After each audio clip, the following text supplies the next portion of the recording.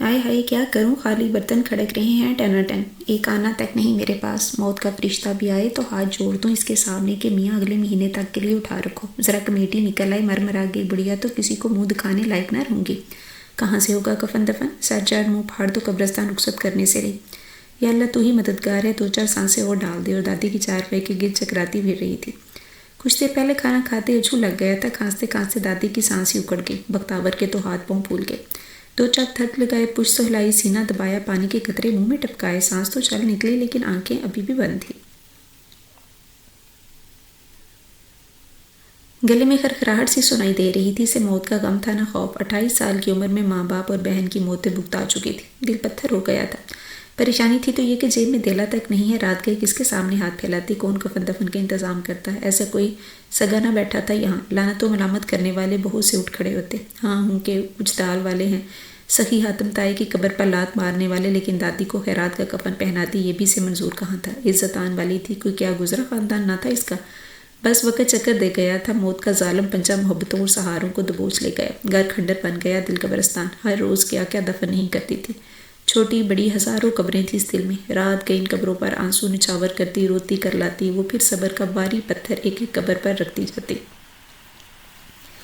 آج کی رات بھی بڑی ظالم تھی، کئی خوف ڈر ساتھ لے کر آئی تھی۔ وہ بھی ڈرتی رہی، بڑی بہادری اور دلیری سے دروازے کی چوکھٹ پر بیٹھی اس نے دادی کے نیم مردہ چہرے سے نظر نہ ہٹائی تھی۔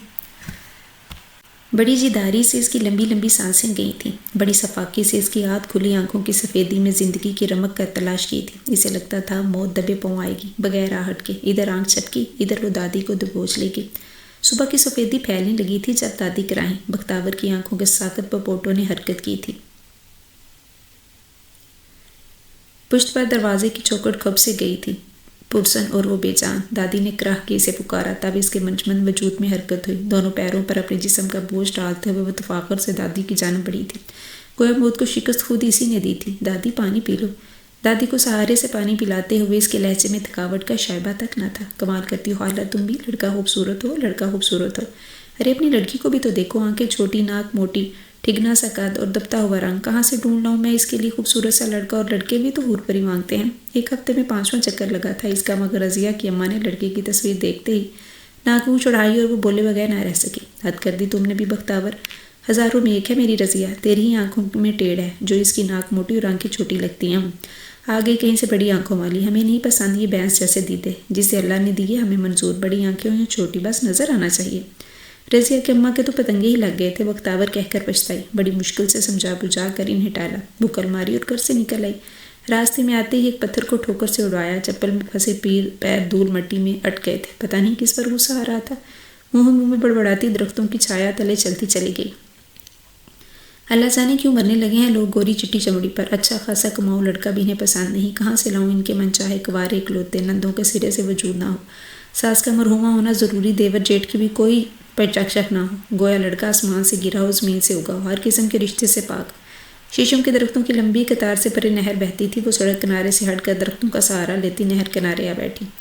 چلو بھر پانی کے چھپا کے منہ میں مارے کلی کی اور چپل اتار کر گندے سندے پیر کان بری نہر میں اتار دیے۔ نہ جانے کتنی دیر یوں ہی خالی ذہن بیٹھی نہر کے پانی میں اترتے درختوں کے سائے تکتی رہی۔ کبھی کبھار آہ سی لبوں سے نکل جاتی تھی۔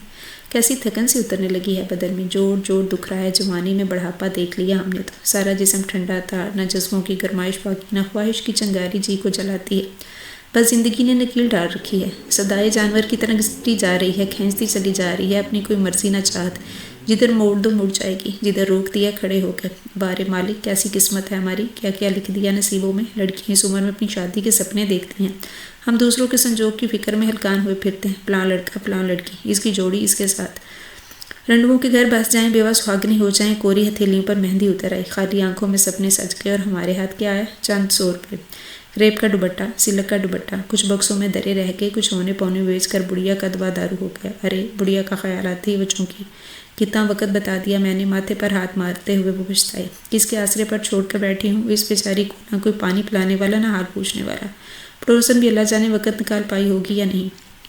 ہائے اللہ کی مار تجھ پر بختاور، اس بیمار دادی کی آہ لگے گی، روزے قیامت کان کھینچے جائیں گے۔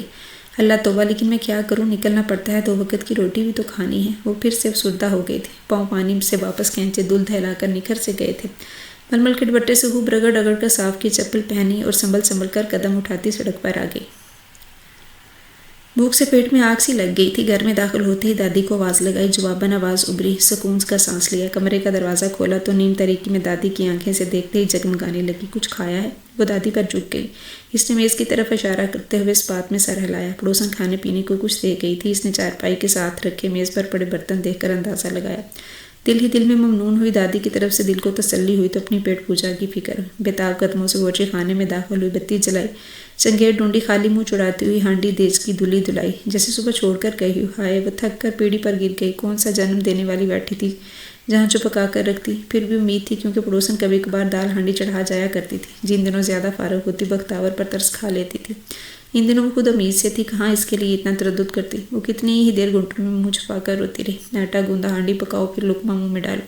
پکی پکائی کبھی نصیب نہ ہوئی مجھ جنم چلی کو۔ سیدھی سپاٹ زندگی میں کبھی کبھی اتنے روڑے پتھر آ جاتے ہیں جن پر ماتم کرنے کو دل چاہتا ہے۔ تب وہ یوں ہی کیا کرتی تھی، جی بھر کے روتی، گالیاں کوسنے دیتی، کبھی زمانے کو، کبھی اپنے جنم دے کر مر جانے والے کو، کبھی کراہتی سسکتی دادی کو، کبھی پڑوسن کو۔ مہینوں بعد جی بھر کر دل کا غبار نکالتی۔ آج بھی یوں ہی کیا، روئی، خوب روئی، بھی تھک ہار کر خود ہی چپ ہو گئی۔ 2 گھونٹ پانی پیا، آنکھ چلائی، مٹھی بھر دال پکنے کے لیے رکھی، 4 روٹیوں کا آٹا گوندا۔ جب تک دال پکتی وہ صحن میں جھاڑو لگانے لگی تھی۔ گھر میں پھیلا سناٹا جھاڑو کی شراب کے ساتھ سمٹتا چلا گیا تھا۔ ٹھک ٹھک، کسی نے عجلت میں دروازہ کھٹکھٹایا تھا۔ وہ اپنے خیالوں میں الجھی بری طرح چونکی اور پھر جھاڑو چھوڑ کر اٹھ کھڑی ہوئی تھی۔ دروازہ کھولتے ہی 16 سالہ بلو نے جس بدماشی سے اسے آنکھ ماری وہ کھول اٹھی تھی۔ ارے تم تو پورے مشٹنڈے بن گئے ہو بے غیرت! کان سے پکڑ کر اندر کھینچتے ہوئے اس نے ایک زوردار چپت اس کی کھوپڑی پر رسید کی تھی۔ او ہو، مر گئے! لوہے کا پنجہ لگوا لیا ہے کیا؟ سر توڑ کے رکھ دیا؟ سر سہلاتے ہی اس نے دودھ والا برتن بختاور کی طرف بڑھایا تھا۔ شکر کر منہ نہیں توڑ دیا، آنکھ نہیں پھوڑ دی۔ دودھ کا برتن ہاتھ میں لے کر وہ باورچی خانے کی طرف بڑھی۔ ارے واہ، شرم نہیں آئے گی توڑ پھوڑ کرتے؟ اتنی دور سے آتا ہوں میں آنکھ مارنے۔ اس کے بھرپور طنز پر وہ کسیانہ ہو گیا۔ دودھ پہنچانے، ورنہ تو بھینسوں گاہک میں آس پاس ابا تو راضی ہی نہیں ہوتا ہے۔ وہ تو میرا احسان مانو، پاؤ پر دودھ کے لیے اپنی جان پر ظلم کرتا ہوں، پیدل آتا ہوں، پیدل جاتا ہوں، تیری جوانی پر رحم آتا ہے، ورنہ۔ چارپائی پر آڑا ترچھا لیٹا وہ ایک بار پھر پٹری سے اترنے لگا تھا۔ باورچی خانے سے باہر آتے بختاور کی ہنسی چھوٹ گئی تھی۔ بڑا ڈیٹ ہے تو، ایک سے ایک فن خان کی تیر کی طرح سیدھا کر دیا، لیکن تیری زبان قابو میں نہ آئی۔ میں تو پورے کا پورا قابو میں آ سکتا ہوں، مٹھی میں سما سکتا ہوں۔ تجھے گر ہی نہیں آتے؟ دفعہ دور، لے پکڑ اپنا برتن اور 2 منٹ میں نظروں سے دور ہو جا۔ سچ مجھ کا غصہ تھا آ گیا، مجھے تو تیرا نشانہ بھی نہ ملے گا یہاں۔ بلو کو بازو سے پکڑ کر کھینچتے ہوئے دودھ کا خالی برتن اس کے ہاتھ میں تھمایا تو وہ باہر کی طرف دھکیل دیا۔ قدر نہ جانی بے قدرا، وہ بڑی افسردگی سے گنگناتا ہوا دہلیز پار کر گیا تھا۔ کیا نام ہے آپ کا؟ بختاور۔ کس کے ساتھ آئی ہیں؟ نہیں، دادی بیمار ہے، رات بھر کھانسی نہیں رکتی، اس لیے دوا لکھوانے آئی ہوں۔ ساتھ بیٹھی خاتون کے ہر سوال کا جواب بڑے تحمل سے دیتے ہوئے وہ اس کی اور اپنی وقت گزاری کا سامان کر رہی تھی۔ کیا کرتی ہو؟ کپڑے سیتی ہوں اور رشتے کرواتی ہوں۔ اس کی آخری بات پر سوال کرتی خاتون نے تعجب سے اسے دیکھا تھا۔ سنہری آنکھوں والا سادہ صاف ستھرا چہرہ، کوئی چالاکی، مکاری یا یاری نظر نہ آ رہی تھی جو عموماً رشتے کروانے والی مائیوں کے چہرے پر سخت ہو چکی ہوتی ہے۔ بختاور نے برابر بیٹھی خاتون کی بولتی بند ہونے پر نظر گھما کر دیکھا اور ایک پر نظریں جمائے بیٹھی خاتون کو جلسی ہو کر ہنسی۔ میں دیکھ رہی تھی کہ اتنی کم عمری میں بھی رشتے کروائے جا سکتے ہیں۔ مجبوری ہو تو انسان کیا نہیں کر سکتا۔ اس کا لہجہ پختہ اور انداز میں لاپرواہی تھی۔ کب سے کر رہی ہو یہ کام؟ 2-4 سال ہو گئے، کپڑے سی کر گھر دینے جایا کرتی تھی۔ ہر گھر کے مسئلے مسائل سے گہار پریشانی سے واقفیت۔ محلے کی خاتون بیٹی کے رشتے کے لیے پریشان تھی، دوسری بیٹے کے رشتے کے لیے ذرا کوشش کی، لڑکے کی ماں کو لڑکی کے گھر کا راستہ دکھا دیا، بات بن گئی، پھر سلسلہ ہی چل نکلا۔ وہ دادی کے نسخے کی تہ کو دباتے ہوئے بتاتی چلی گئی تھی، سنو، کبھی میری طرف بھی چکر لگاؤ نا، یہ میرا کارڈ ہے، اس گھر کا پتہ درج ہے۔ بختاور کی نظریں کارڈ پر پھسلتی چلی گئیں، سر اٹھایا تو آنکھوں میں حیرانی تھی۔ پوش علاقے کی خاتون اس معمولی کلینک میں؟ میری ملازمہ ایڈمٹ ہے یہاں، بس اسی کو دیکھنے چلی آئی تھی۔ تم آنا ضرور، میں اپنے بھائی کے لیے سخت پریشان ہوں۔ تفصیل تو گھر آنے پر ہی بتاؤں گی، لیکن اتنا کہہ دوں اس کا گھر بس گیا تو تمہیں منہ مانگا انعام دوں گی۔ وہ پرس سنبھالتی اٹھ کھڑی ہوئی تھی۔ بختاور ہاتھ میں پکڑے کارڈ پر درج پتہ دہراتی رہی۔ کوئی 1-1.5 گھنٹے بعد وہ دوائیوں کا شاپر تھامے گھر میں داخل ہوئی تھی تو پڑوسن آپا پرخندہ اسے دیکھتے ہی اٹھ کھڑی ہوئی تھی۔ شکر ہے کہ تم آ گئی، بچوں کے اسکول سے آنے کا وقت ہو رہا ہے، مجھے گھر جا کر کھانا بھی پکانا ہے۔ بہت شکریہ آپا، خدا جانتا ہے تمہاری وجہ سے مجھے دادی کی طرف سے کوئی فکر نہیں رہتی۔ وہ ان کے ساتھ ہی دروازے تک چلی آئی تھی۔ وہ تو ٹھیک ہے، لیکن میں کہتی ہوں کہ کچھ اپنے لیے بھی سوچو، دادی کی طبیعت ان دنوں کچھ ٹھیک نہیں لگتی۔ اللہ بھلے کرے، لیکن بات سوچنے کی ہے، دادی کے بعد تمہارا کیا بنے گا؟ اپا فرخندہ نے تو جیسے اس کا کلیجہ ہی نوچ ڈالا تھا۔ ایسی باتیں مت کرو آپا، میرا دماغ پہلے ہی گھوم رہا ہے۔ اس نے الجھ کر قدر تلخی سے آپا کو ٹوکا تو وہ بس طویل سانس لے کر سر جھٹکتی دروازے سے باہر نکل گئی تھی۔ کیا سوچوں اپنے بارے میں، اور میرے بارے میں سوچنے سے ہوگا کیا؟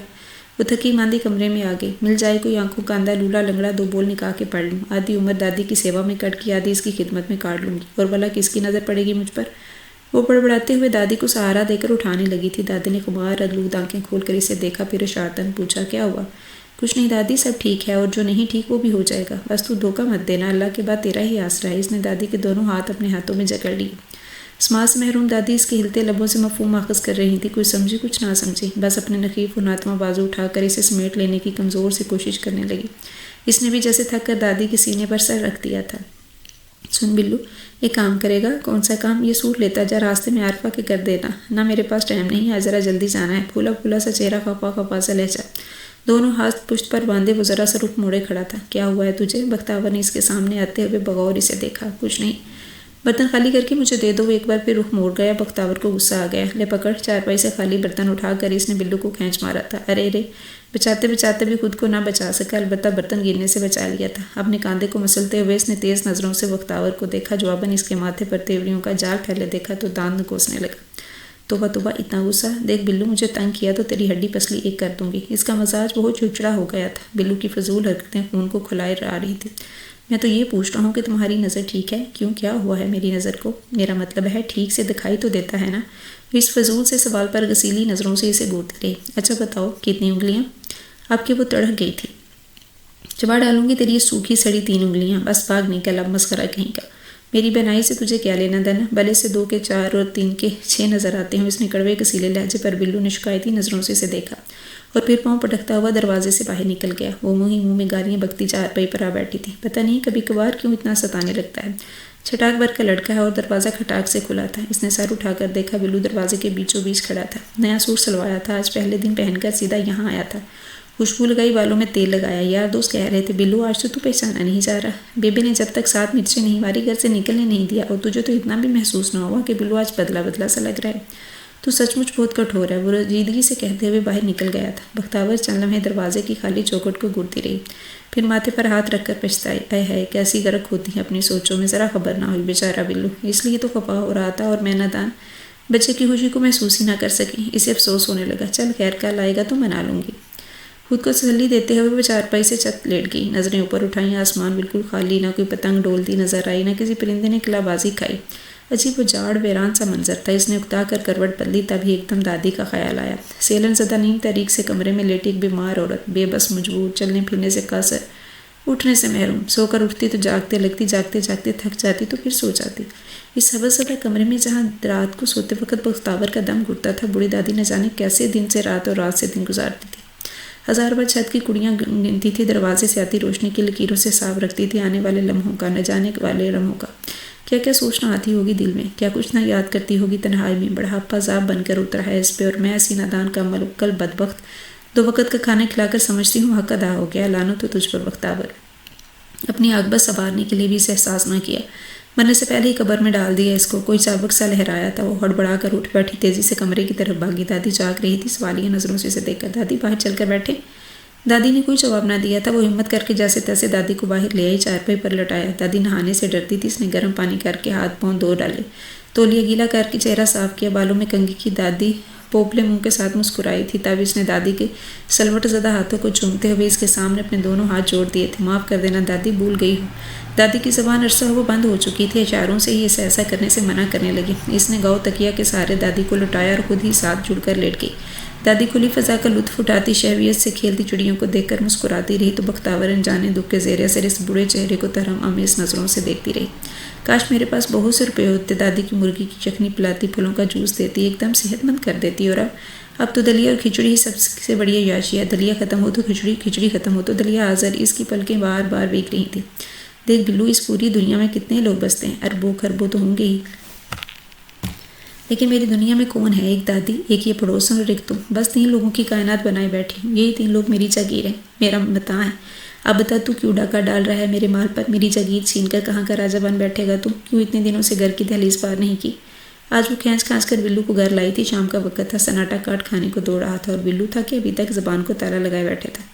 سن بلو، کیا مجھے جانتا نہیں؟ کن کن بکھیڑوں میں پھنسی ہوں، ایک پیر گھر میں اور دوسرا گھر سے باہر، نہ دماغ ٹھکانے رہتا ہے نہ عقل، اور تو نے اتنی چھوٹی سی بات کو دل پر لے لیا، اتنے دنوں سے گھر کی دہلیز پار نہیں کی، خواہ خواہ پریشان کیا مجھے، اور کیا وہ کھیڑے ہیں جو ہاں اتنی لمبی تقریر کرنے سے بہتر تھا کوئی ہلکا پھلکا گیت گا لیتے۔ آجا مورے بالما، تیرا انتظار ہے، یا پھر وہ روٹھے ہو تو تم کو کیسے مناؤں پیا؟ بلو بولا تو بختاور کو سر پٹرنے پر مجبور کر دیا، ہوتا کوئی میرے جیسا تو ضرور گاتی، اب کے کل کے بچوں کو بالما اور پیا بناتی پھروں۔ وہ اس کے سر پر چپت لگاتی اٹھ کھڑی ہوئی تھی۔ نائمہ کی بات پکی ہو گئی، آج مٹھائی دے کر گئی تھی، صبح سے تیرے لیے سنبھال رکھی ہے، آج بھی گھر نہیں آتے تو اٹھا کر کوڑے میں ڈال دیتی۔ برآمدے میں میز پر دری پلیٹ سے کپڑا ہٹا کر اس کی طرف چل آئی تھی۔ ہیں سچ اتنا پیار کرتی ہے مجھ سے؟ بلو کی آنکھوں میں شرارت چمکی تو وہ ذرا سا مسکرا دی۔ بھلے وقتوں میں بیاہی جاتی تو آج تیرے جیسا ایک بیٹا ہوتا میرا، تو میری حسرتوں کے ساتھ پل کر جوان ہوا ہے نادان، پیار کیوں نہ کروں گی تجھ سے؟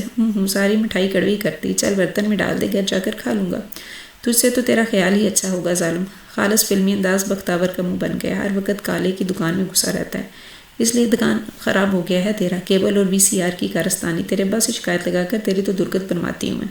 اس نے دھمکانا چاہا مگر اثر کہاں تھا، ڈیڑھ بنا مسکراتا رہا۔ ابا سے ڈرے وہ، جس نے ابا کی مار نہ کھائی ہو، اپنا تو روز کا کام ہے یہ، لیکن اگر تو آنا ہی چاہتی ہے تو سو بسم اللہ، اکھیاں دروازے پر ٹانگ دوں گا تیرے آنے تک، دیدار کے لیے ترستی رہتی ہیں بیچاریاں۔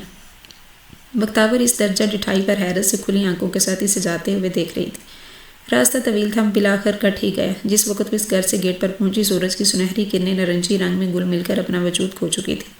درختوں پودوں پر سجے نیم مردہ پھول پتے رفتہ رفتہ سر اٹھانے لگے تھے۔ ملازمے سے برآمدے میں رکھی کرسی پر بٹھا کر خود اندر چلی گئی تھی۔ ذرا دیر بعد وہی ملازمے سے اپنے سر ڈرائنگ روم میں لے آئی اور خود پھر غائب ہوگی۔ صاف ستھرا گھر، پرسکون خوابناک ماحول، اسے نیند کے جھونکے آنے لگے۔ ہاں ہوتی میں کوئی ننھی منی سی الڑ لاپرواہ، ابھی کھٹ سے قلیم پر گرتی اور پڑھ کے سو جاتی۔ ایسے گھروں میں نیند بھی کتنے مزے کی آتی ہوگی۔ صوفے پر پاؤں پھیلا کر لیٹ جانے کی خواہش دل میں مچل سی گئی، لیکن تمیز قلیم پر رکھے چپل میں پھنسے گندے سندے پیروں پر نظر پڑی تو دل چاہا توڑ کر صوفے کے نیچے کھسکا دے۔ دھول مٹی اٹے پیر اسے سخت برے لگتے تھے، سنبھل سنبھل کر قدم رکھتی، مگر پھر بھی کچی پکی سڑک پر چلنا ہوتا تھا۔ آج بھی پیدل ہی یہاں تک آئی تھی۔ رکشا ٹیکسی والے جتنے روپے مانگ رہے تھے اسے آدھا کیا، 1 گھنٹہ بھی چلنا پڑتا تو پیدل ہی آتی۔ سنو، دروازے سے اندر آتی ملازمہ کو اس نے پکارا۔ غسل خانہ کس طرف ہے؟ ملازمہ بغیر کچھ کہیں دائیں طرف کے دروازے کی طرف اشارہ کر کے باہر نکل گئی۔ غسل خانے میں جاتی اس نے چھپاک چھپاک پانی ڈال کر ہاتھ منہ دھویا، پھر پیر رگڑے دوپٹے سے ہاتھ پونچھتی باہر آئی، مگر پھر ٹھٹک کر رکی۔ ہیں یہ تو کوئی نئی دنیا ہے، رنگ برنگی مہکی مہکی روشن سی، 2 چھوٹے بیڈ، اس پر رنگ برنگی جالوں والی آسمانی رنگ کی چادریں بچھی تھیں، بے شمار کھلونے، کوئی تکیے کے پاس اوندا پڑا تھا، کوئی دیوار سے لٹک رہا تھا۔ یہ بڑا سا بالو ایک کونے میں روٹھا سا بیٹھا تھا، انواع قسم کے کھلونے جس پر اس کی نظر ہی نہیں ٹکی۔ اس نے گھومتی گھامتی نظروں کو قابو کر کے ان 2 بچیوں پر ٹکایا جو اس وقت کمرے میں موجود تھی۔ ایک چھوٹی سی تھی، اپنے سامنے کسٹرڈ کا پیالہ رکھے خود سے کھانے کی کوشش کر رہی تھی، چمچہ بھر کے پیالے میں سے نکلتا منہ میں جانے سے پہلے کھا لی۔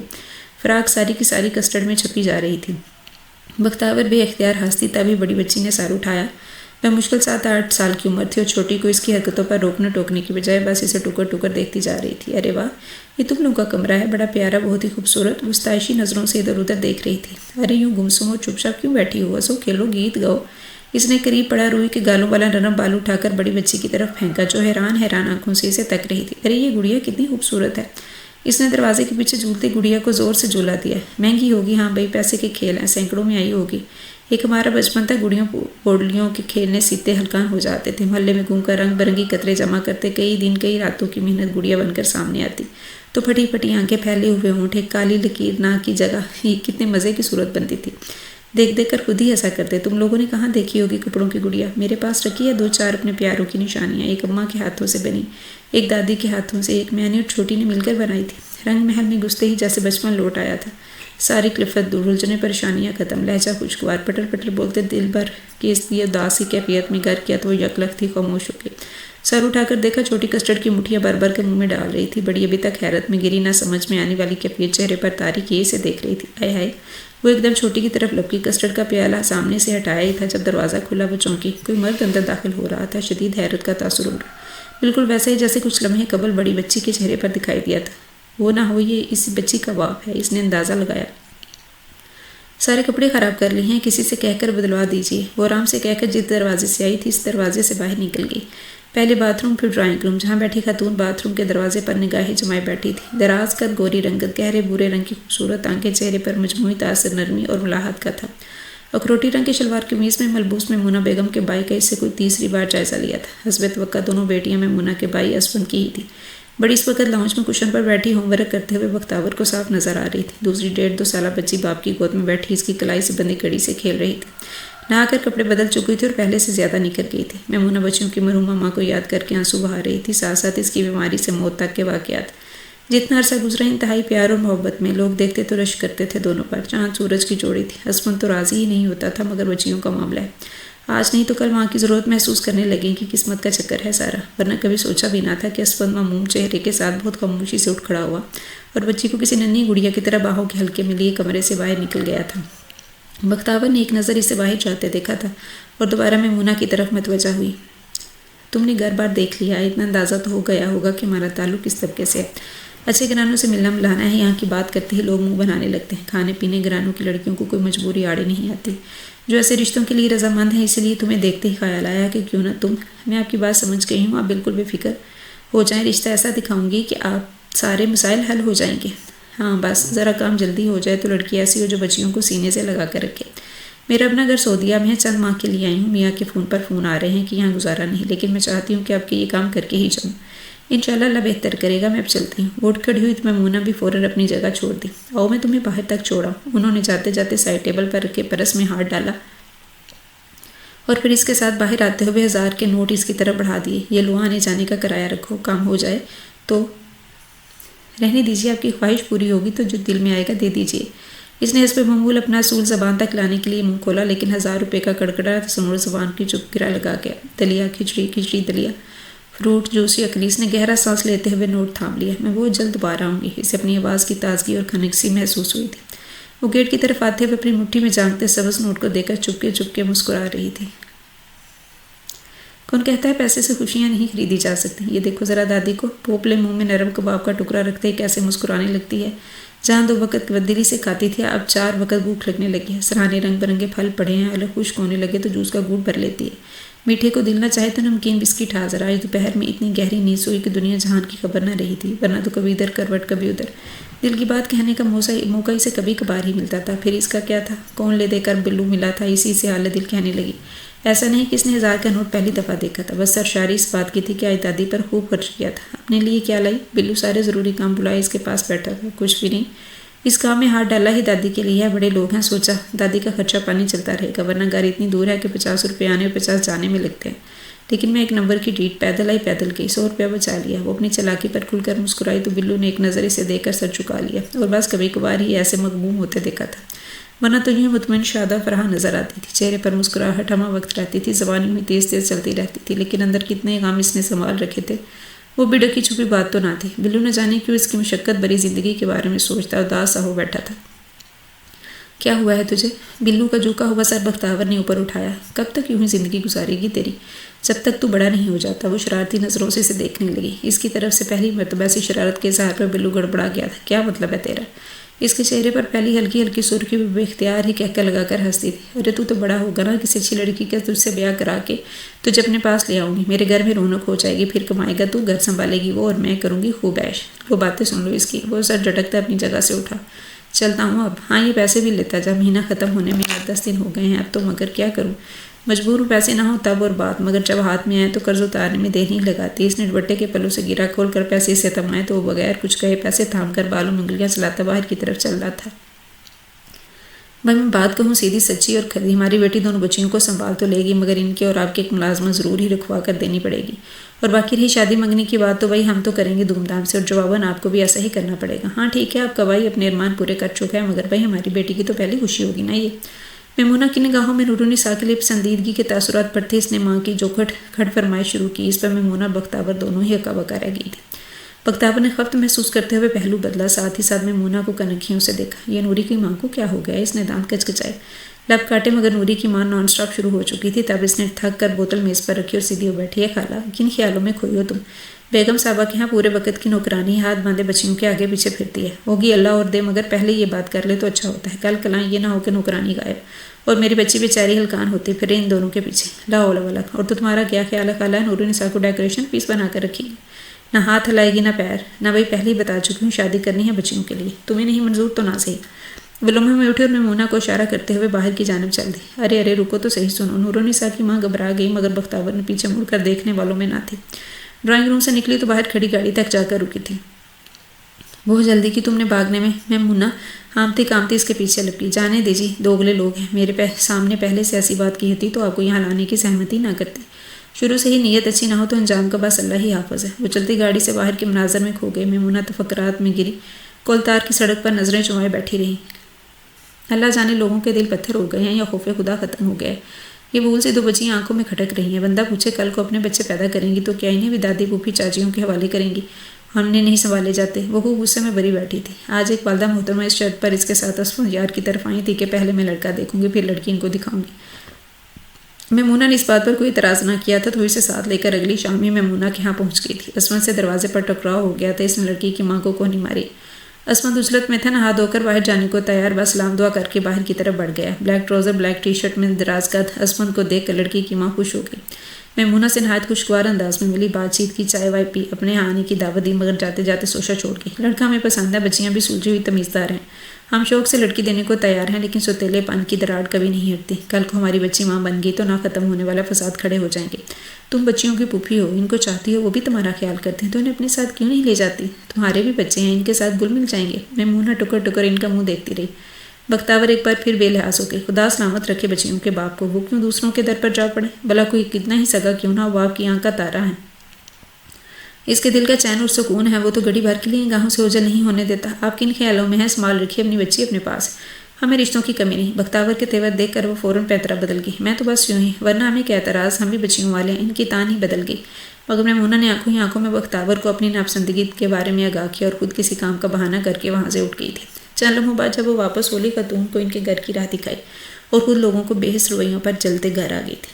رات بھر تیز آندھی نے سونے نہیں دیا تھا۔ پچھلے برآمدے میں ٹین کی چھت ڈال رکھی تھی، نہ جانے کون کون سی چیزیں اس پر برس برس کر کیمٹ ڈاتی رہی تھیں۔ بند دروازے کو توڑنے کے لیے اپنا سر ٹکراتی رہی، پھنکارتے ہوئے گرد درازوں سے گزر کر کمرے میں گھٹن کا سامان کرتی رہی۔ وہ سرتا پہ چادر اوڑھے آنکھیں میچے اپنی جگہ ساکت و سامت لیٹی تھی۔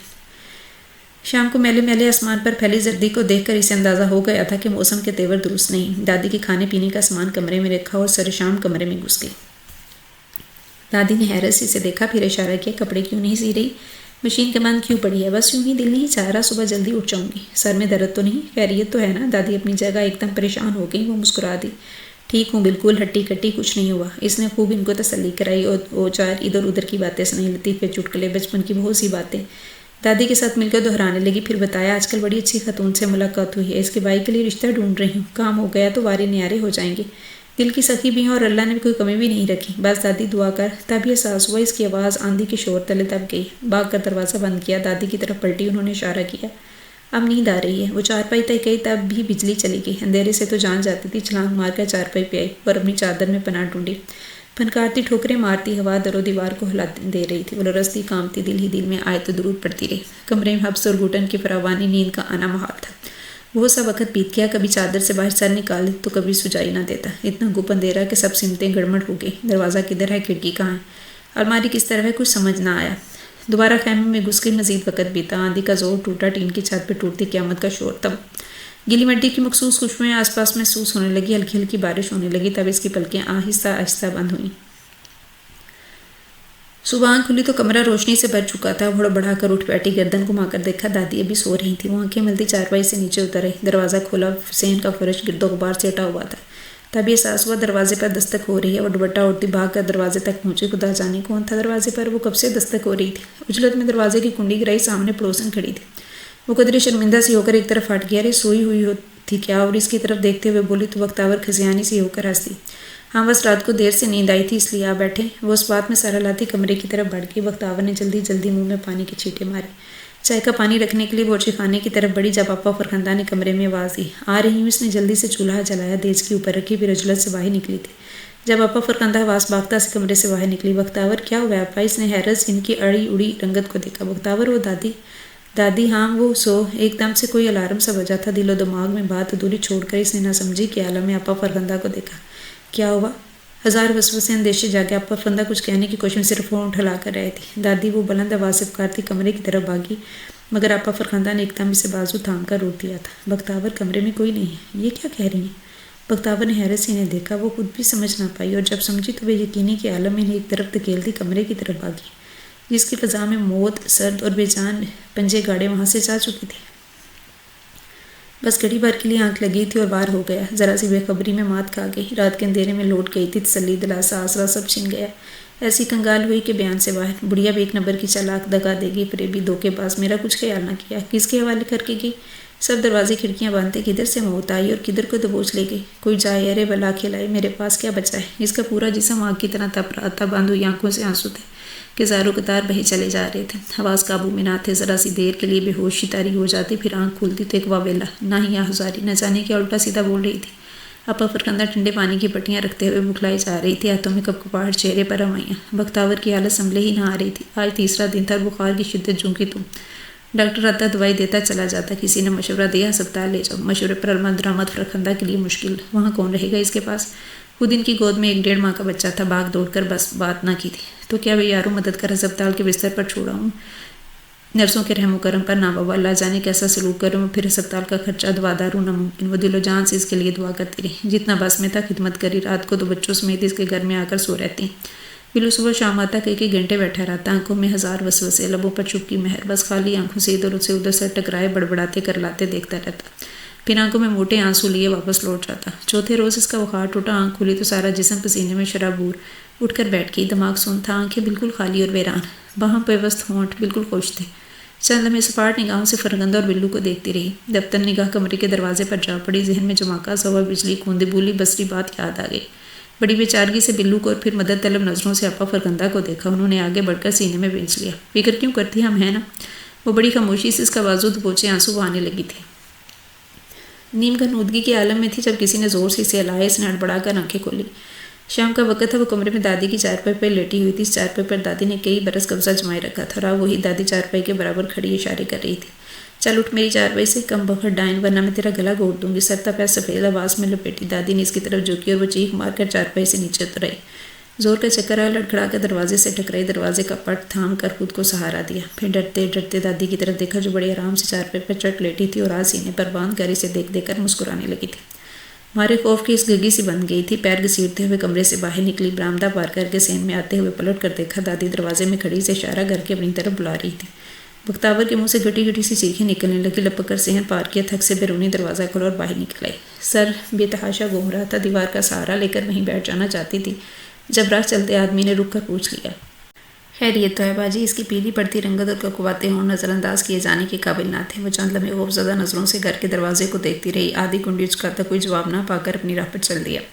تبھی دروازے کی جھریوں میں سے کوئی سفید سی چیز لہرائی. وہ کرنٹ کھا کر اٹھی اور بھاگتی ہوئی گلی کے باہر نکل گئی. آگے پکی سڑک شروع ہو جاتی تھی. وہ گرتی پڑتی وہاں سے دور چلے جانے کی تگ و دو میں تھی. اسے ڈر تھا دادی کی ہاتھ لگ گئی تو اس کے پتلے لمبے ہاتھ گردن سے دبوچ کر کور کے اندر تک گھسیٹ لے جائیں گے. مر کے بھی چین نہیں لیا. بڑھیا میں مجھے مارے بنا کرار کہاں آئے گا. اسے زور سے رونا آنے لگا. خدا غارت کرے ایسی زندگی کو. کسی کی آئی مجھے آئے. زمین کا بوجھ کٹی پتنگ راستے کا پتھر. نہ جانے کیا الٹا سیدھا سوچتے ہوئے ناک کی سیدھ میں چلتی رہی دیوانوں کی طرح. نہ جانے کس جگہ موڑ کاٹتے ہوئے کسی گاڑی کے بریک زور سے چرچرائے تھے. وہ گھبرا کر پلٹنا چاہتی تھی جب ایک گاڑی رکتے رکتے ہولے سے اسے ٹکرا گئی تھی. بے جان ہوتی ٹانگوں نے مزید سہارا دینے سے انکار کر دیا. وہ لڑکھڑا کر گری تو حواس بھاگتا ہو کر وہیں بیچ سڑک پر بیٹھ کر چیخ چیخ کر رو دی تھی. گاڑی چلانے والا شخص گڑبڑا کر نیچے اترا. اسی وقت ایک اور گاڑی نزدیک سے آ رکی. اس میں خاتون اتر کر تیزی سے اس کی طرف بڑھی. خیریت تو ہے. انہوں نے پریشانی کے عالم میں پوچھا. معلوم نہیں اچانک کی گاڑی کے سامنے آ گئی. میں تو وہ اجنبی خود بھی بوکھلا گیا تھا. کیا ہوا؟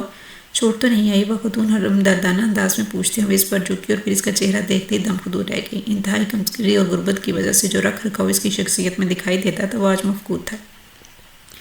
انتہائی لاچاری بے بسی کے عالم میں ارد گرد سے بیگانہ وہ بس روئے چلی جا رہی تھی. انہوں نے وہ مشکل سہارا دے کر گاڑی میں بٹھایا اور سیدھی گھر لے آئیں. راستے میں انہوں نے کچھ پوچھنے یا کہنے کی زحمت نہ کی. بس گاہے بگاہے اس پر نظر ڈالتی رہیں. اس نے روتے روتے تھک کر سیٹ کی پل سے ٹیک ٹکا دیا تھا. چھوٹے سے گراج میں گاڑی روکنے کے بعد اسے سہارا دے کر اندر لے آئیں. گاڑی لگنے سے چوٹ تو نہیں آئی؟ نہیں. طبیعت خراب ہے کیا؟ پتہ نہیں. بیزار سا نقیب لہجہ میمونہ بس ایک نظر اسے دیکھ کر رہ گئی. بخار ہے شاید. میمونہ نے پھر خدشہ ظاہر کیا. پتہ نہیں لیکن میرا سر پھٹ جائے گا آج. وہ دونوں ہاتھوں میں سر تھامے صوفے پر گر گئی تھی. میزاب حیران پریشان سے اس کے قریب کھڑی ہوئی. میمونہ نے گولیاں منگوا کر اس کی ہتھیلی پر رکھی. پانی کا گلاس دیا. 2 گھونٹ میں گولیاں نگل کر صوفے پر آڑی ترچھی سی لیٹ گئی. خیریت تو ہے. کیا ہوا ہے تمہیں؟ میمونہ سامنے صوفے پر بیٹھی تعجب سے اسے دیکھ رہی تھی مگر اس کے حواس بحال نہ تھے. یوں ہی لمبے لمبے سانس لیتی آنکھیں بند کیے لیٹی رہی. 1.5-2 گھنٹے بعد یوں ہی بیت گئے. پہلے سر درد کم ہوا پھر ہلکی سی غنودگی چھائی. آنکھ کھلی تو حرارت بھی کم ہو چکی تھی۔ میمونہ اس دوران دونوں بچیوں کو نہلا دہلا کر کپڑے تبدیل کروا کر وہیں لے آئی تھی۔ بڑی پڑھنے میں مصروف تھی، چھوٹی یوں ہی پینسل ربڑ سے کھیل رہی تھی۔ وہ چند لمحے یوں ہی ان دونوں پر نظریں گاڑے بیٹھی رہی، پھر ہڑبڑا کر اٹھ بیٹھی۔ آنکھ ہی نہیں ذہن بھی بیدار ہو گیا تھا۔ اطراف میں نظر دوڑائی تو شرم سے پانی پانی ہو گئی۔ کسی غیر کے گھر میں ایسی بے تکلفی پہلے کبھی نہیں برتی تھی۔ دل ہی دل میں خود کو کوسا، تبھی میمونہ آگے بسکٹ اور چائے سمیت۔ میں نے سوچا تمہیں بھوک لگ رہی ہوگی۔ اس نے ہمدردانہ لہجے پر دل وار آیا۔ چائے کا کپ ہاتھ میں لیتے ہوئے اس نے خشک لبوں کو زبان پھیر کر تر کیا۔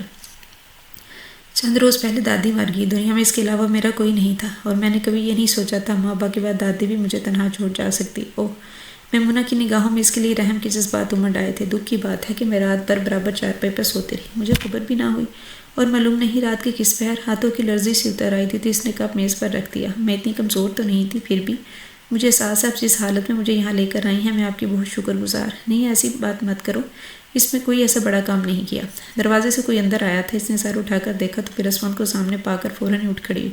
میں چلتی ہوں، اب کافی دیر ہو گئی ہے۔ ایسے کیسے جاؤ گی؟ چلو میں چھوڑ آتی ہوں۔ بختیور نے اسے منع کرنا چاہا مگر وہ اس سے قبل ہی اسمت کی طرف متوجہ ہو چکی تھی۔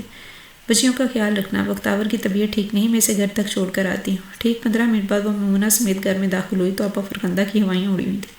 اسے دیکھ کر جہاں سکون کا سانس لیا، میں غصے سے برس پڑی۔ کہاں چلی گئی تھی؟ ذرا دیر کو میں گھر گئی تھی، واپس آئی تو تم غائب۔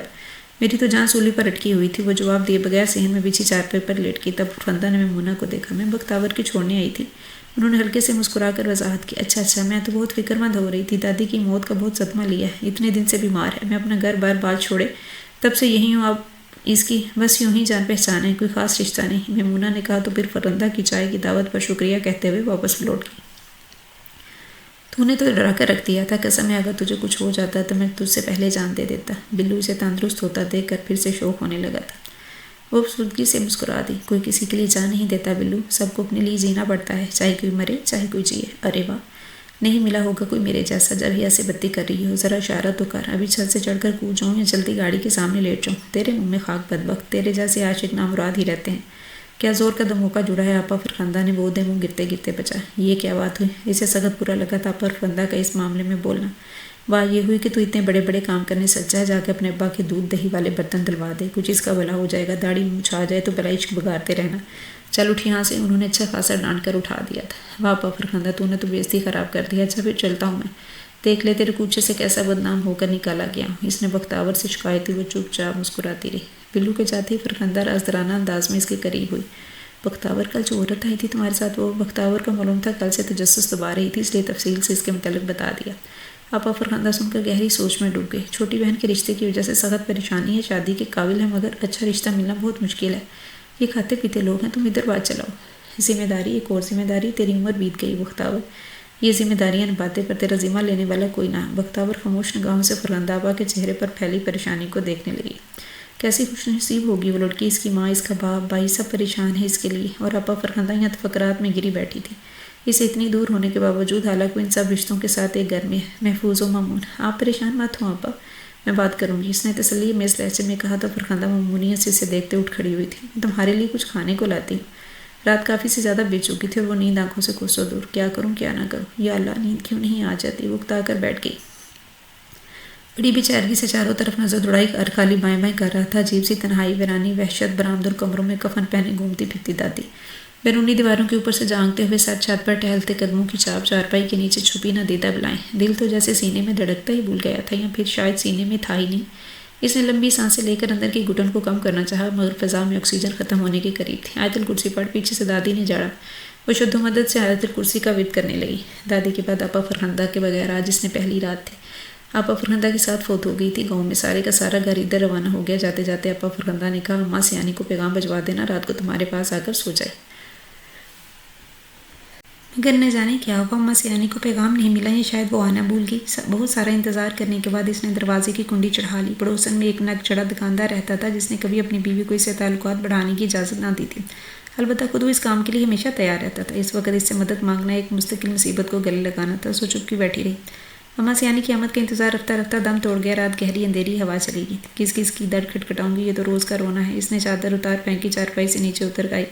نلکے کے پاس کی بالٹی بھر پانی ٹھنڈا ٹھار تھا، اس نے چلو بھر منہ میں ڈالا اور پھر یوں ہی سین میں ٹہلنے لگی۔ کیسے گزرے گی ساری زندگی؟ اندھیرے میں یہ بڑے بڑے سوال آنکھوں کے سامنے چکرانے لگے تھے۔ خوف، ڈر، بے یقینی، مشقت، کس کس سے دامن چھڑاؤں گی، کہاں تک بھاگوں گی، میں تو ابھی سے تھکنے لگی ہوں، وہ سوچے چلی گئی۔ پرسکون خاموشی میں ڈوبے، محفوظ تاریکی میں گرتے ہنستے بستے گھر، یہ گھروں میں رہتی عورتیں کیا سکون کی زندگی گزارتی ہوں گی، باپ، بھائی، شوہر، بیٹے، ایک سہارا، چھوٹا دوسرا مل گیا، آنسو پوچھنے کو ماں، دکھ درد کہنے کو بہنیں، اور میں جنم جلی تنہا کی تنہا، نہ جانے کس نیکی کے عوض ملتے ہوں گے یہ رشتے ناتے۔ اس نے اداسی سے اپنا سر بازوؤں میں رکھ دیا اور دور آسمان کو تکنے لگی۔ انہی ستاروں کے پیچھے وہ ایک ذات چھپی بیٹھی ہے جو سب کچھ دیکھ رہی ہے، سن رہی ہے، جو بخش سکتی ہے، مالا مال کر سکتی ہے۔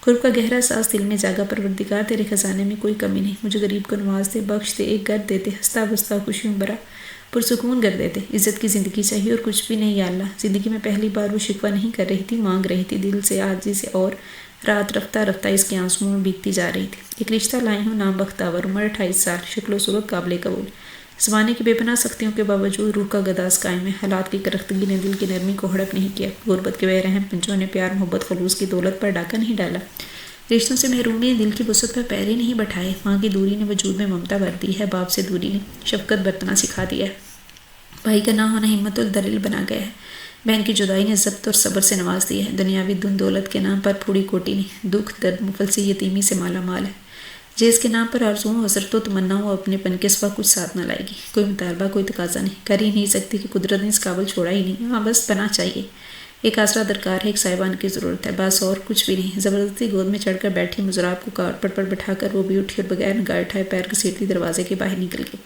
ڈرائنگ روم میں بیٹھے نفوس ساکت و سامت تھے، ان کے پاس بولنے کے لیے کچھ نہیں رہا تھا، بس ایک گمگیر چپ تھی، ایک جامد سناٹا تھا جس نے اگلے کئی روز تک اسفند ہاؤس کے در و دیوار کو اپنے حصار میں لیے رکھا تھا۔ اسفند ہاؤس کے چھوٹے سے لان کی کیاریوں میں کھلے سفید پھولوں کا رنگ ہر روز اس سے کچھ زیادہ نکھرا ہوا تھا، موتی اور کلی کی خوشبو سے بری مخمور ہوا پودوں کی شاخوں پر لدے پھولوں کو یہاں سے وہاں تک بکھیر رہی تھی۔ سامنے کے دروازے سے ایک عورت برآمد ہوئی تھی، گہرے رنگ کے لباس میں اس کا متناسب سراپا وہ جچ رہا تھا، ڈارک براؤن بالوں کی لمبی سی چوٹی میں کلیاں گندی ہوئی تھیں۔ بچی کو گود میں لیے وہ اس کے ساتھ مسلسل شوخیوں اور شرارتوں میں مصروف تھی، اس کے پیچھے ایک مرد چلا آ رہا تھا، بلیک پینٹ اور سفید شرٹ میں ملبوس مرد کی وجاہت دیکھنے سے تعلق رکھتی تھی، شرٹ کی آستینوں کے بٹن بند کرتے ہوئے وہ مسلسل مسکرانے کے ساتھ اس عورت پہ فکرے بھی اچھال رہا تھا، جس پر اس عورت کا نکری کہکا بلند ہوتا اور فضا میں خوشگواریت مزید بڑھ جاتی۔ تبھی کہیں سے ایک بچی بھاگتے ہوئے آئی تھی اور پھولوں کا خوبصورت گلدستہ اس عورت کی طرف بڑھایا تھا، جسے مرد نے فوراً آگے بڑھ کر تھامنا چاہا، مگر بچی چیخ اٹھی تھی، یہ ماما کے لیے ہے کیا اور میرے لیے؟ مصنوعی غصہ دکھاتے ہوئے اچانک اس مرد کی نگاہ گیٹ کی طرف اٹھی تھی، اور گیٹ کے اوپر سے جانتے سر کو دیکھ کر وہ بے اختیار چونکا تھا۔ اوہ آر یو؟ پنچوں کے بل کھڑا وہ نومر لڑکا ہلکی سی گھبراہٹ کے ساتھ سیدھا ہو گیا تھا، مگر بدستور گیٹ کے سامنے کھڑا تھا۔ کیا بات ہے؟ گیٹ کھولتے ہوئے اس مرد نے پوچھا تو وہ لڑکا 2 قدم آگے بڑھ کر گھر کے اندر جھانکنے لگا۔ تب یہ عورت اس کی طرف متوجہ اور اس لڑکے پر نظر پڑتے ہی وہ خوشگوار انداز میں مسکراتے ہوئے اس کی طرف بڑھی تھی۔ ارے بلو، یہ تم ہو نا؟ اس کے لہجے میں محسوس کی جانے والی خوشی تھی، اگلے ہی پھل وہ اس کے ساتھ اندر چلی آئی۔ یہ اسفند ہے میرے شوہر، اور اسفند یہ بختاور نے تعارف کرانے کے لیے منہ کھولا، مگر پھر کھلا کر ہنس دی۔ بلو کیا کہہ کر تعارف کروں؟ تمہارا لہجہ معنی خیز تھا۔ بلو کا چہرہ ایک دم سرخ پڑ گیا۔ یہ میرا میکا ہے۔ اس نے بڑے مان سے بلو کی طرف دیکھا۔ اتنے بہت سے دنوں میں ایک ہی مجھ سے ملنے آیا، میری خیر خبر لینے آیا ہے۔ میرا اور اس کا جو رشتہ ہے اس کا کوئی نام نہیں، بس خلوص اور محبت کے جو رشتے ہوا کرتے ہیں وہ سب اسی کے ساتھ وابستہ ہیں۔ بہت خوشی ہوئی بلو تمہیں دیکھ کر، آتے رہا کرو۔ بختاور تمہیں دیکھ کر بہت خوشی اور مجھے یہ بہت اچھا لگا۔ اسفند نے قابل قدر نگاہوں سے اسے دیکھا اور پھر بختاور کی طرف متوجہ ہوا۔ تم لوگ بیٹھ کر باتیں کرو، میں ذرا بچیوں کو باہر گھما لاتا ہوں۔ وہ مزاب اور مضراب دونوں کو ساتھ لے کر گاڑی کی طرف بڑھ گئے تھے۔ آپا فرخندہ کے سرار پر وہ اسفند ہاؤس میں آئی تو میمونہ کچھ مہمانوں کے ساتھ ڈرائنگ روم میں بیٹھی ہوئی تھی۔ ملازمہ اسے ٹی وی لاؤنج میں لے آئی تھی جہاں مزاب اور مضراب دونوں موجود تھے۔ وقت گزاری کے لیے وہ مزاب کو پاس بلا کر اسے یوں ہی ادھر ادھر کی باتیں کرنے لگی۔ چھوٹی بہن کا خیال رکھتی ہوئی اسے پوچھنے پر وہ جب سے مسکراتی تھی، تم بڑی ہو نا تو خیال رکھا کرو اس کے کھانے پینے کا، اس کے کپڑوں کا۔ یہ دیکھو دودھ کی بوتل یوں ہی پڑی ہے، گرمیوں کے دن ہے، دودھ جلدی پھٹ جاتا ہے۔ ملازمہ کی نظر نہ پڑی تو مضراب یوں ہی اٹھا کر منہ میں ڈال لے گی۔ فریج میں رکھا ہوں؟ اس نے پوچھا تو بختاور نے جواباً اسپات میں سر ہلا دیا۔ وہ بوتل اٹھا کے دروازے کی طرف بڑھی تھی مگر پھر پلٹ کر اس کی طرف آ گئی۔ آنٹی، پھوپھو بتا رہی تھی کہ آپ ہمارے لیے ماما ڈھونڈ کے لائیں گی۔ ہاں تو کیا اب تک ملی نہیں؟ حسرت و اشتیاق مزاب کی سنہری آنکھوں سے یکلختی امڑ آئی تھی۔ ماں بہت مشکل سے ملتی ہے چندہ، اور کبھی تو ڈھونڈنے سے بھی نہیں ملتی۔ آخر میں اس نے خود کلامی کی تھی مگر مزاب چونک گئی تھی۔ تو کیا ہمیں بھی نہیں ملے گی؟ اللہ نہ کرے۔ وہ چونک کر سیدھی ہوئی۔ کیوں نہیں ملے گی؟ میں خود ڈھونڈ کر لاؤں گی۔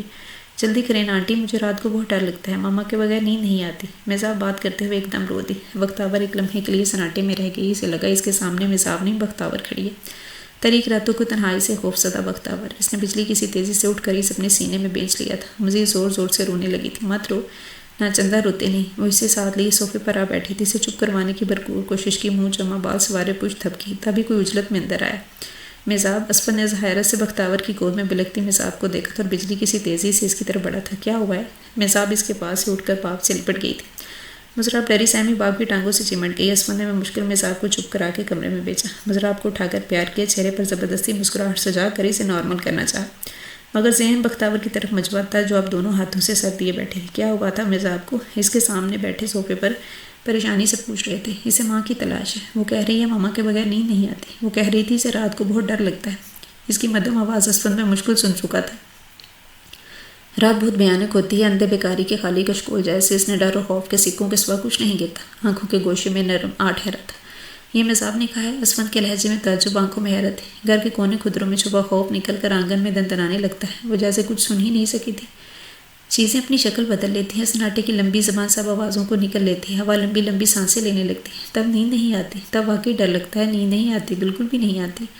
ہولے ہولے کانپ رہی تھی، آنسو قطرہ قطرہ گرتے ہوئے آنچل کی سلوٹوں میں گم ہوتے رہے۔ کیسی بے چارگی اور بے بسی چھلک رہی تھی اس کے لہجے میں، بے ترتیب لفظ، ڈوبتی ابھرتی آوازیں۔ اسفند کی نگاہ اس کے چہرے سے نہ ہٹ سکی، سرخ ویران آنکھیں، زرد رنگت، کپ کپاتے ہوئے ہونٹ، اذیت ایک پورا باپ رقم تھا اس کے چہرے پر۔ تبھی میمونہ کمرے میں داخل ہوئی، اندرونی صورتحال سے بے خبر، حشاش پشاش انداز میں انہوں نے آتے ہی دریافت کیا تھا بے بختاور کیسے آنا ہوا؟ بختاور نے غبار آلود نگاہوں سے سامنے بیٹھے اسفند اور میمونہ کو دیکھا، پھر مضراب کو جو اس کے ہاتھ میں پکڑی گھر کے تالے کی چابیاں چھیننے کی کوشش کر رہی تھی۔ تب اس نے نہ جانے کیسے کہہ ڈالا ایک رشتہ لائی ہوں۔ مجھے نہیں معلوم بلو، میں نے وہ سب کیسے کہہ ڈالا۔ شاید وہ ایک رات مجھ پر ایسی باری گزری تھی کہ میں سب مصلحتیں بلا بیٹھی، یا شاید رات کے اس پہر کاتب تقدیر پر مجھ پر رحم آ گیا تھا اور اس نے یہ سب جوں کا تو میری قسمت میں لکھ دیا، یا شاید میزاب کے آنسو ہی باغبان کے ثابت ہوئے، مجھے اور میرے سارے دکھ دور ہو گئے۔ یا اللہ، یہ سب یوں ہی ہونا تھا۔ بلو نے لقمہ دیا تو ہنس دی۔ ہاں ٹھیک کہہ رہے ہو تم۔ اس نے سر اٹھا کر آسمان کے کناروں پر اترتے اندھیرے کو دیکھا۔ یہ سب اسی طرح اتنی اچانک ہوا کہ مجھے یقین ہی نہیں آیا تھا، اور تمہیں پتہ ہے آپا پر خندہ مجھ سے ناراض ہو گئی تھی، ذرا ذرا سی بات پر میرا خیال رکھنے والی یہاں خود غرضی دکھا دی۔ ان کا خیال تھا میں نے سارے احسان بلا دے اور ان کی بہن کی بجائے اپنا گھر بسا لیا۔ نہیں اب وہ اکثر تمہیں یاد کرتی ہیں، اور تم؟ بختاور نے اس کی آنکھوں میں جا کر، میں تجھے بھولا ہی کہوں؟ بلو نے پوری سچائی سے اعتراف کیا۔ تو میری سہیلی تھا نا، ہر بات تجھ سے کر لیا کرتی تھی، وہ باتیں بھی جو اماں نے نہیں کہہ سکی تھی۔ بلو افسردہ ہو رہا تھا۔ نہیں کیوں کہہ رہے ہو، میں اب بھی تمہاری سہیلی ہوں، جب دل چاہے تم۔ نہیں اب وہ بات نہیں ہے، زیادہ آنے جانے لگا تو تمہارا صاف پامپا مجھ سے جلنے لگے گا۔ بلو نے بال سوارے، کالر جاڑے، موضوع بدلنے کی ایک اختیاری کوشش کی۔ بختاور نے طویل سانس کھینچتے ہوئے اس کی شوق سی مسکراہٹ کو دیکھ کر سوچا، ویسے ہی اب کم کم آیا کروں گا، آخر تمہارا میکا ہوں، قدر تو نہیں گوانی نا۔ وہ خود کو کلمند ثابت کرنے کی کوشش کر رہا تھا۔ بختاور چپ چاپ مسکراتی رہی۔ تب وہ جانے کے لیے اٹھ کھڑا ہوا۔ بختاور اسے چھوڑنے گیٹ تک آئے۔ اسفند صاحب اچھے تو ہیں نا؟ گیٹ سے باہر قدم نکالتے ہوئے ایک دم پلٹا۔ اچھے؟ وہ شخص میرے لیے دیوتا ہے بلو، اس نے سارے خاندان کی مخالفت مول لی، صرف میری رو کبھی جتایا بھی نہیں۔ میں نے تو صرف خواب دیکھے تھے، اور وہ ہر خواب کو حقیقت بنا رہا ہے، میری ہر آرزو میں رنگ بھر دیے، اس نے سچ مچ بختاور بنا دیا ہے مجھے۔ میں تمہیں کیا بتاؤں بلو، کیسی محبت بھرا دل ہے اس کا، مجھے تو اس زمین کا لگتا ہی نہیں، نہ ہی وہ عام لوگوں جیسا ہے۔ پتہ ہے وہ بلی کی طرف ذرا جھکی تھی، اور رب کی طرف سے میرے لیے خاص تحفہ ہے، بہت ہی خاص۔ اس کی جگر جگر کرتی آنکھوں میں ایسی روشنی بھری تھی کہ بلو دل ہی دل میں اسے نظر بد سے محفوظ رکھنے کی دعائیں کرنے لگا۔ میں دعا کروں گا تو ہمیشہ خوش رہے، بلو نے پرخلوص مسکراہٹ کے ساتھ کہا، اور پھر باہر نکل گیا۔ وہ چند لمحے اس اندھیرے میں گم ہوتے دیکھتی رہی، پھر پلٹ کر اندر کی طرف آ گئی۔ اندھیرا ہر طرف پھیل چکا تھا اور ملازمت سارے گھر کی روشنیاں جلا رہی تھی۔ سفید دودھیا روشنی میں چمکتے در و دیوار، پھولوں کی خوشبو سے مہکا آنگن۔ وہ سرشار سی مسکرا دی۔ ٹی وی سکرین پر رنگ برنگی تصویریں تھرک رہی تھیں، جن کا سایہ سامنے دیوار پر پڑ رہا تھا۔ وہ لانچ میں داخل ہوئی تو کچن سے برتنوں کی کھنک سنائی دے رہی تھی۔ ملازمت ڈرائنگ ٹیبل پر برتن لگا رہی تھی۔ سنو، میں صاحب کے لیے فرائی بنا کر فریج میں رکھی تھی، وہ ضرور نکال دینا، اور کباب صاحب کے آنے پر تلنا۔ ٹھنڈے کباب انہیں سخت برے لگتے ہیں۔ مضراب کی طبیعت کچھ ٹھیک نہیں ہے، اس کے لیے میں خود بنا لاؤں گی۔ ملازموں کو ہدایت دے کر وہ وضو کرنے کے لیے واش روم کی طرف بڑھ گئی۔ جب تک بچے اور اسفند نہیں آتے وہ شکرانے کی کچھ نفل پڑھ سکتی تھی، اور سجدہ شکر تو مجھ پر تمام عمر کے لیے واجب ہو چکا ہے۔ جائے نماز پر کھڑے ہوتے خلوص دل سے نیت باندھتے اس نے بس ایک لمحے کے لیے سوچا، اور پھر خدا کے سامنے سربسجدہ ہو گئی۔